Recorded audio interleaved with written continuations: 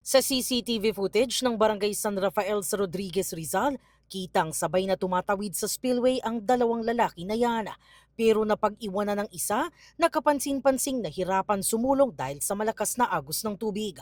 Makalipas ang ilang sandali, nawalan ito ng balanse, natumba at tuluyang inanod ng rumaragas ang tubig. Ilang metro rin ang layo ng inanod sa biktima mula sa bahaging kanyang tinatawiran. Agad namang nagkasa ng rescue operation ng Barangay San Rafael, katuwang ang Municipal Disaster Risk and Reduction Management Office o MDRRMO.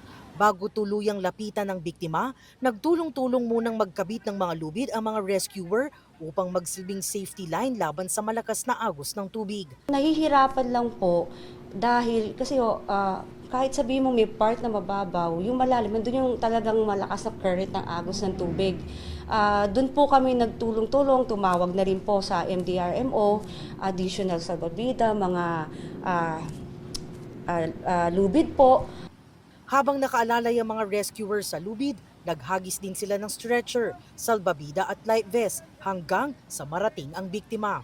Napakahirap pong itawid at abot po ng tinatawag naming salbabida, yung mga equipment po ng BDR at saka ng MDR, ng local government, rumuspendo rin po at nagamit po namin mga lubid na pang-rescue po dito po sa amin sa spillway. Ilang minuto ring nakipagbuno ang mga rescuers sa rumaragas ang tubig bago tuluyang maiahon ang 64 anyos na senior citizen.